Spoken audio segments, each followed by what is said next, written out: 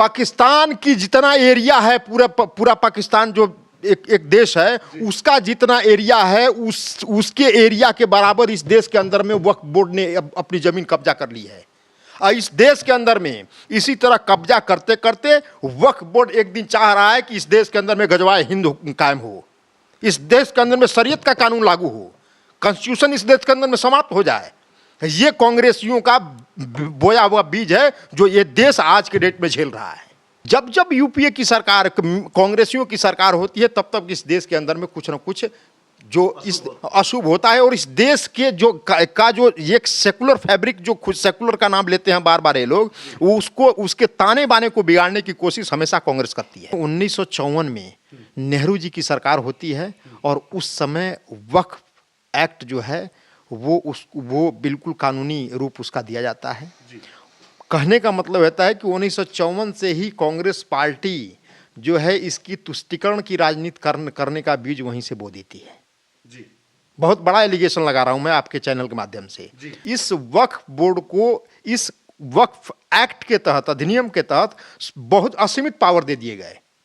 असीमित पावर का मतलब होता है कि जब वक्फ अगर किसी की प्रॉपर्टी कह दिया कि ये वक्फ की प्रॉपर्टी है, तो आपको प्रूफ करना है कि ये प्रॉपर्टी आपकी है या नहीं। वक्फ प्रूफ नहीं करेगा। द न्यूज़पेपर में आप सभी का बहुत बहुत स्वागत है। केंद्र सरकार कथित तौर पर जल्दी ही संसद में एक नया बिल पेश करने वाली है। ये बिल वक्फ बोर्ड के अधिकारों और वक्फ बोर्ड की बढ़ती असीमित ताकतों को कमज़ोर कर देगा। आज वक्फ बोर्ड पे ही ज़्यादा चर्चा करने के लिए हमारे साथ में अजय कुमार दुबे जी, सुप्रीम कोर्ट के वरिष्ठ अधिवक्ता हैं। इनसे जानेंगे कि वक्फ बोर्ड क्या होता है और ये संगठन किस तरह समाज में काम करता है। तो सीधे चर्चा की शुरुआत करते हैं। सर, आपका बहुत बहुत धन्यवाद, स्वागत द न्यूज़पेपर में। सर, मेरा पहला सवाल आपसे ये है, और दर्शक भी बहुत ज़्यादा ये जानना चाहते हैं कि वक्फ बोर्ड क्या है और ये संगठन समाज में किस तरीके से काम करता है। देखिए, वक्फ बोर्ड जितेंद्र भाई, इसका मतलब ये है कि ये एक जो है चैरिटेबल संस्था है। ठीक है। और इसके अंदर में जो संपत्ति आप देना चाहें, चाहे चल संपत्ति हो या अचल संपत्ति हो, वो आप इसमें दान के रूप में, चैरिटी के रूप में इसको दे देंगे। फिर बाद में उसके ऊपर आपका क्लेम नहीं रहेगा। और ये फिर उस प्रॉपर्टी और वक्फ बोर्ड की जितनी प्रॉपर्टी है, उससे जितने भी इनकम होगी या उससे जितने भी रिसोर्सेज जनरेट होंगे, फिर वो पब्लिक के वेलफेयर के लिए, समाज कल्याण के लिए वो लगाया जाएगा। और इसमें सिर्फ वयस्क मुसलमान ही इसके अंदर में अपनी प्रॉपर्टी इसके अंदर में दान दे सकते हैं। ये बेसिकली ये अपने जो है धर्म का प्रचार प्रसार भी कर सकते हैं। उसमें जो अपने ही धर्म के लोगों को या चैरिटी के रूप में ये मानव कल्याण के लिए इसका इस्तेमाल होना चाहिए। वक्फ का मतलब ये होता है। दूसरा प्रश्न जो आपका है कि इसके अंदर में जो सरकार बदलाव लेकर आ रही है, सरकार बदलाव क्यों लेकर आ रही है? सबसे पहले इसके पीछे हिस्ट्री में जाते हैं। 1954 में नेहरू जी की सरकार होती है और उस समय वक्फ एक्ट जो है वो बिल्कुल कानूनी रूप उसका दिया जाता है। कहने का मतलब होता है कि 1954 से ही कांग्रेस पार्टी जो है इसकी तुष्टीकरण की राजनीति करने का बीज वहीं से बो देती है। बहुत बड़ा एलिगेशन लगा रहा हूं मैं आपके चैनल के माध्यम से। तुष्टीकरण जो मुस्लिम अपीजमेंट की पॉलिटिक्स है, वो 1954 वक्फ बोर्ड का बीज बो करके वहीं से शुरुआत हो जाती है। ठीक। इसके बाद फिर सेंट्रल जो है काउंसिल बना वक्फ बोर्ड का, वो चूंकि उसको कंट्रोल करने के लिए बनाया गया। फिर आगे चलते चलते फिर इसको 1995 के अंदर में, जब पीवी नरसिम्हा राव जी की सरकार है, अगेन कांग्रेस की सरकार थी, फिर 95 में इस पुराने वाले जो 1954 का जो कानून था उसको रिपील करके, उसको ख़त्म करके एक उसकी जगह पे दूसरा एक वक्फ एक्ट बनाया गया 1995। और उसके अंदर में बहुत ज़्यादा पावर दे दिए गए। पावर इन द सेंस मैं ये कहना चाहूँगा कि उसके अंदर में पावर ऐसे दे दिए गए, और फिर उसमें 1995 में पास हुआ, और फिर 2013 में इसके अंदर में बहुत बड़े बदलाव दे करके इस वक्फ बोर्ड को इस वक्फ एक्ट के तहत, अधिनियम के तहत बहुत असीमित पावर दे दिए गए। असीमित पावर का मतलब होता है कि जब वक्फ अगर किसी की प्रॉपर्टी कह दिया कि ये वक्फ की प्रॉपर्टी है, तो आपको प्रूफ करना है कि ये प्रॉपर्टी आपकी है या नहीं, वक्फ प्रूफ नहीं करेगा, उसे उसको उंगली उठाना है सिर्फ, और फिर आपकी पूरी उम्र लग जाएगी उसको प्रूफ करते, साबित करते करते, और आपकी सदियों से आपकी कितनी औलादें उसके ऊपर रहते आई है, और इसके बावजूद भी अगर वक्फ कह देता है कि ये प्रॉपर्टी हमारी है तो प्रॉपर्टी उसकी हो जाएगी। तो ये कहाँ, इस लोकतंत्र में ये जायज है? बिल्कुल जायज। संविधान इस बात को इजाजत देता है? संविधान इस बात की इजाजत नहीं देता कि आप इस तरह के असीमित पावर किसी एक कानून को कैसे दे सकते हो, कॉन्स्टिट्यूशन से बड़ा कैसे हो सकता है। दूसरी चीज, मैं 2-3 सेक्शन का जिक्र करना चाहूंगा आपके माध्यम से। सेक्शन 40 है, सेक्शन 40 को इतनी पावर है कि अगर वक्फ बोर्ड ये बात कहता है कि ये प्रॉपर्टी आपकी है, वो कहता है कि ये प्रॉपर्टी हमारी है, तो आपको इसके अंदर में प्रूफ करना है, और फिर आप जाएंगे कहां, इसमें अदालत के दरवाजे बंद हैं, आप फिर केस भी करेंगे किसके पास, वक्फ बोर्ड के पास। और वक्फ बोर्ड में किसको करेंगे, वो सारे मुस्लिम मेंबर बैठे हुए हैं उसमें। मीन्स जो आदमी एलिगेशन लगा रहा है कि ये प्रॉपर्टी हमारी है और वो उसके ऊपर कब्जा कर रहा है, फिर आपको उसी के पास अपील भी करनी है, और फिर वो फैसला देगा। फिर फैसला देगा तो सेक्शन 85 के अंदर में आप उसके फैसले के खिलाफ हाई कोर्ट और सुप्रीम कोर्ट भी नहीं जा सकते, इतनी बड़ी पावर है। मतलब कि उसका फैसला भी वक्फ बोर्ड ही चैलेंज नहीं कर सकता, वो उसका फैसला ही पूरी की पूरी जो असीमित पावर दे दी गई है वो वक्फ बोर्ड को दे दी गई है। ये कैसे हो सकता है? ऐसा कांग्रेस ने क्यों किया? ऐसा क्या मंशा थी कांग्रेस की जो कांग्रेस ने असीमित ताकतें वक्फ बोर्ड को दिया? हमेशा से देखिए, इस देश के अंदर में मैं बार बार प्रत्येक हर चैनलों को कहता हूं और आपको भी कह रहा हूं जितेंद्र भाई, आप तो वरिष्ठ पत्रकार हैं, आखिर वक्फ एक्ट की जरूरत क्या थी? इतनी असीमित पावर देने की जरूरत क्या थी? आपको पता है इस देश के अंदर में रेल मंत्रालय और रक्षा विभाग के बाद, रेल और रक्षा विभाग के बाद तीसरी सबसे बड़ी संपत्ति इस देश के अंदर में वक्फ बोर्ड के पास है। यह संपत्ति कैसे हो गई? और इससे बड़ी है, उसके पास 1,20,000 करोड़ से ज्यादा की प्रॉपर्टी है। अगर मैं वो कह दूं कि पाकिस्तान की जितना एरिया है, पूरा पाकिस्तान जो एक देश है, उसका जितना एरिया है, उसके एरिया के बराबर इस देश के अंदर में वक्फ बोर्ड ने अपनी जमीन कब्जा कर ली है। और इस देश के अंदर में इसी तरह कब्जा करते करते वक्फ बोर्ड एक दिन चाह रहा है कि इस देश के अंदर में गजवाए हिंद कायम हो, इस देश के अंदर में शरीयत का कानून लागू हो, कॉन्स्टिट्यूशन इस देश के अंदर में समाप्त हो जाए। ये कांग्रेसियों का बोया हुआ बीज है जो ये देश आज के डेट में झेल रहा है।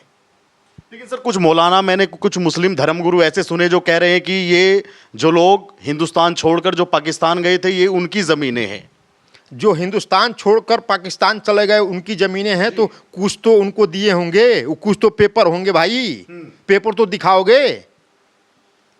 योगी जी ने आदेश पास किया कि कांवड़ यात्रा में आपको अपने दुकानों के सामने नेम प्लेट पे अपना नाम लिखना है, वहाँ भी लिखने में तुम्हें दिक्कत। हिजाब में कह रहे हो कि मुझे मेरी पहचान जो है को दबाने की कोशिश की जा रही है, जो कर्नाटका में हिजाब मामला था, वहाँ कह रहे हो कि मेरी पहचान छुपाने की कोशिश की जा रही है। भाई दाढ़ी और टोपी लगा के घूम रहे हो, उसमें पहचान नहीं छुप रहा। वहाँ हिजाब में पहचान बताना, दाढ़ी टोपी में पहचान बताना, और एक तरफ नाम नहीं बताना। फिर सीए का कानून आता है, इस देश के अंदर में कोई किसी का उसमें अधिकारों का हनन नहीं हो रहा, वहां आप कहते हो कि हमारे अधिकारों का हनन हो रहा है, जबकि यहाँ के किसी भी नागरिक का उस सीए से कोई लेना देना ही नहीं। फिर भी शाहीन बाग में 1 साल तक तुम वहाँ धरना चलता है और पूरे रोड को ब्लॉक करके इस देश के अंदर में एक अलग ही हम माहौल और सौहार्द बिगाड़ने की कोशिश कर रहे हो। ये पहले ये डिसाइड कर लो कि करना क्या है। आप संविधान को मानोगे, वक्फ बोर्ड को मानोगे, शरिया को मानोगे, या लोकतंत्र को मानोगे, या तुम ये कहना चाहते हो कि इस देश के अंदर में गजवाए हिंद हो? वो हम होने नहीं देंगे। आपको मैं क्लियर बता दूं। और वक्फ बोर्ड का जहां तक मामला है, वक्फ बोर्ड ने एक तरफ पीवी नरसिम्हा राव कांग्रेस की सरकार 1991 में पूजा स्थल कानून लेकर आती है, पूजा स्थल कानून को, हाँ, वर्शिप एक्ट। अब उस एक्ट में ये कहती है, उस एक्ट को पास करते समय ये संसद भवन के पटल पे कही हुई बात है उस समय की कांग्रेस की सरकार का, कि हम इस देश के अंदर में जो सेकुलरिज्म है वो उसको हम स्थापित करना चाहते हैं और कोई विवाद न रहे इस देश में, इसलिए हम वर्शिप एक्ट लेना चाहते हैं। और फिर ठीक 4 साल बाद 1995 में वक्फ बोर्ड को पुराना रिपील करके उसको ज़्यादा मजबूती के साथ, उसको ज़्यादा अधिकार दे करके आप कहते हो कि इसके अंदर अधिकार दो, और असीमित अधिकार दे करके कहते हो कि ये इस वक्फ बोर्ड के पास असीमित पावर होगा, वो कि किसी भी प्रॉपर्टी के पास वो कब्जा कर लेगा। और वक्फ बोर्ड कुछ भी नहीं है। जितने भी संपत्ति यहाँ इस देश के अंदर में पड़े हुए हैं, उसके ऊपर केन केन प्रकारेण कैसे कब्जा करके और इस देश के अंदर में एक जो कि एक नया पाकिस्तान बनाने की एक कवायद जो चल रही है, वो कवायद का ही एक हिस्सा है वक्फ बोर्ड। लेकिन सर कुछ लोग ये कह रहे हैं कि वक्फ बोर्ड तो अनाथालय चलाता है, शिक्षण संस्थान चलाता है, हॉस्पिटल चलाता है, समाज की भलाई के लिए कार्य करता है। आप पूरे देश के अंदर में घूमते हैं आप, और मैं भी देश विदेश सब घूमता हूं। आपने कहीं भी देखी है जम्मू एंड कश्मीर के अंदर में पिछले सालों में इतने बड़े फ्लड आए और वहाँ 99% मुसलमान रहते हैं जम्मू एंड कश्मीर के अंदर। आप ये बताओ, कोई भी वक्फ बोर्ड और कोई भी इस तरह के जो इस्लामिक धर्मार्थ संस्था है, कोई भी वहाँ गया था? किसी को कोई नहीं पहुंचा सर। कोई पहुंचा? कोई दिखा था? वहां कौन दिखा? इस देश की सेना दिखी, वहां कौन दिखा? आरएसएस का सदस्य दिखा, वहां आरएसएस के कार्यकर्ता वहां दिखे, वहां कौन दिखा? भारतीय जनता पार्टी के कार्यकर्ता दिखा। ये सिर्फ इस देश के अंदर में कब्जा करने के लिए ही कुछ लोग यहाँ चॉइस से रह गए। जो पाकिस्तान का बंटवारा हो रहा था धर्म के आधार पे, तो इनको पाकिस्तान चले जाना था, चाहिए था। जब ये कह रहा ना कि चॉइस पे हम यहाँ रह गए, आप चॉइस पे नहीं रहे। आपके मंशा ये थी, जो जीना ने कहा था कि हम मैंने लड़के लिया पाकिस्तान और हंस के लेंगे हिंदुस्तान। हंस के हिंदुस्तान लेने के लिए वक्फ बोर्ड बनाया गया है, हंस के हिंदुस्तान लेने के लिए। आप देखते जाइए, अगर सरकारें सही तरीके से काम नहीं करेगी तो आने वाली पीढ़ियां ये वो इस बात का जिल्लत झेलेगी आगे कि हमारे साथ हमारे पूर्वजों ने इसकी लड़ाई नहीं लड़ी। इसलिए वक्फ बोर्ड कुछ भी नहीं है। इस देश के अंदर में हंसकर पाकिस्तान और हिंदुस्तान लेने के लिए एक कवायद चल रही है, वही वक्फ बोर्ड है और कुछ नहीं है। आप बताइए किसको असीमित पावर है? एक सेक्शन और है 101 धारा, वो कहता है कि जो वक्फ बोर्ड के जो लोग, उसके मेंबर जो सदस्य बैठे हुए हैं, वो पब्लिक सर्वेंट होंगे, वो सरकारी आदमी होंगे। आप बताइए किसी भी मंदिर, मठ, गुरुद्वारा, चर्च, किसी को नहीं कहा आपने कि वो सरकार पब्लिक सर्वेंट होंगे। इस वक्फ बोर्ड में ऐसी क्या जरूरत पड़ी कि आपने कहा कि ये सरकारी नुमाइंदे होंगे? उसको सैलरी मिलती है, सरकार के पैसे पे पलते बढ़ते हैं। उनको ये हक किसने दे दिया कांग्रेसियों को, और कहां से ये लोकतांत्रिक है? ये वक्फ को जो पावर दी गई है वो पूरी तरीके से अलोकतांत्रिक है, वो हमारे संविधान के स्पिरिट के खिलाफ है, और कहीं से भी उसमें लोकतंत्र की थोड़ी सी भी उसके अंदर में अंश दिखाई नहीं देता है। जी, जमीयत उलेमा हिंद जो संगठन है, मुस्लिम संगठन, वो कह रहा है कि हम आंदोलन करने की चेतावनी सरकार को दिए हैं। वो भाई 3 तलाक में भी तुम कह रहे थे कि आंदोलन देंगे, तो आंदोलन 3 तलाक में भी नहीं हुआ। आपने कहा सीए में पूरा देश को हम बंधक बना देंगे, वो पूरा देश देख लिया। तो आपने कहा कि 370 में हम इस देश में कोई झंडा उठाने वाला नहीं मिलेगा, वो झंडा भी उठाया, उन लोगों को पता ही नहीं लगा, वो कुकुरमुत्ते की तरह कहाँ गायब हो गए। इस तरह के लोग इस देश के अंदर में बड़बोलापन करके कुछ लोगों को गुमराह कर लेंगे, कुछ उन्माद पैदा करना चाहते हैं। इस देश के अंदर में भारतीय जनता पार्टी और एनडीए समर्थित सरकार है, और नरेंद्र भाई मोदी इस देश के प्रधानमंत्री हैं, और अमित शाह इस देश के गृह मंत्री हैं, और उत्तर प्रदेश के अंदर में योगी आदित्यनाथ जैसा एक सख्त जो है वो नेता है, वो चीफ मुख्यमंत्री है। ये करके दिखाएं, ईंट का उत्तर जो पत्थर से दिया जाएगा। कहीं से भी ये सरकार झुकने वाली नहीं है। आपने देखा ट्रिपल तलाक, इस देश की महिलाओं को कहाँ चला जाता है? वक्फ बोर्ड और ये संगठन ओवैसी और उलेमा कहाँ चले जाते हैं? जब इनके घरों में 50% जो महिलाएं हैं उनको अधिकार नहीं मिलता है।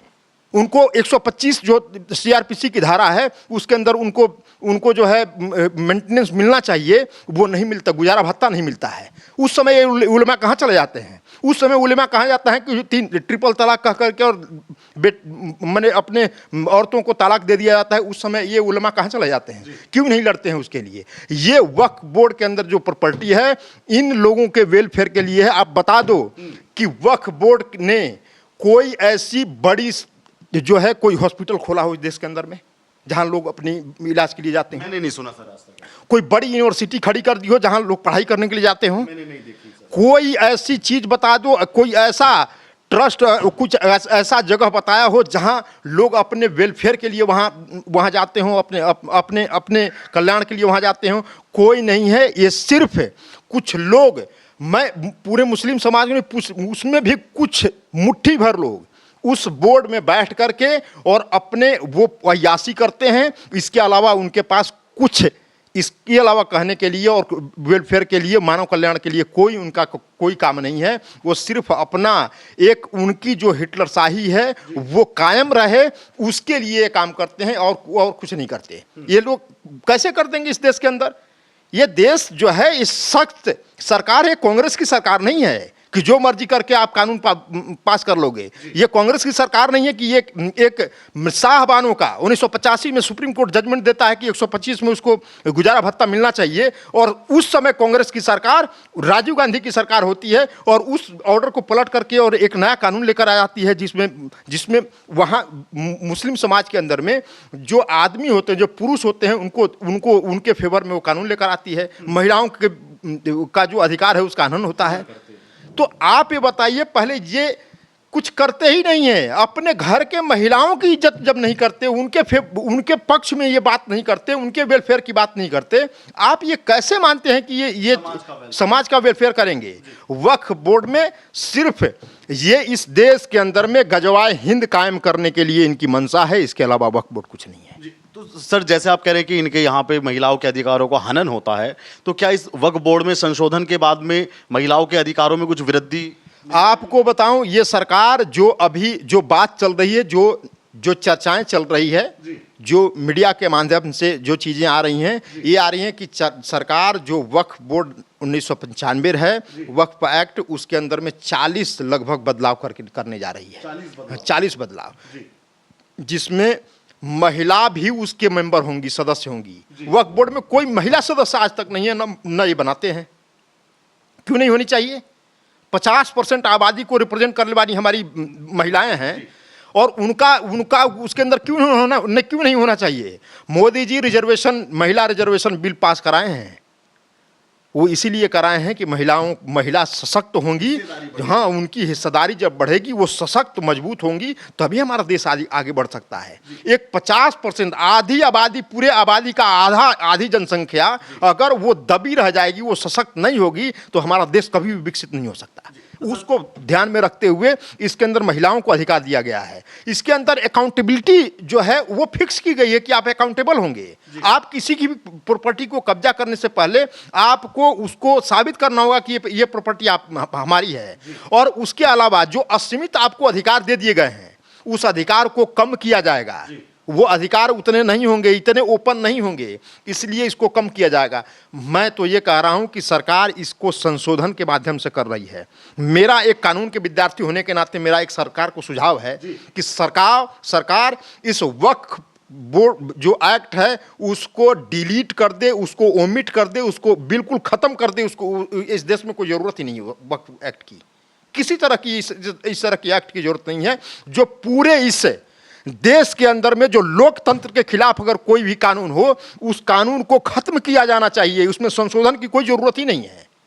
इस कानून को तत्काल प्रभाव से खत्म कीजिए, क्योंकि ये कानून जो है लोकतंत्र और संविधान के मूल भावना के खिलाफ है। लेकिन सर, वो लोग कह रहे हैं, वो लोग इस बात को बोल रहे हैं कि जहां जहां पे मुसलमान कम्युनिटी है, वहां पे वक्फ बोर्ड है।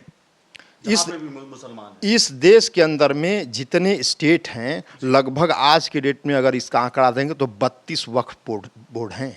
32 हर जगह वक्फ बोर्ड हैं। राज्यों से भी ज्यादा संख्या वक्फ बोर्ड की। हाँ, ये हर जगह वक्फ बोर्ड हैं। और आपको बताऊं, हद तो तब हो गई 2005 में, जब यहाँ पे केंद्र में यूपीए की सरकार होती है।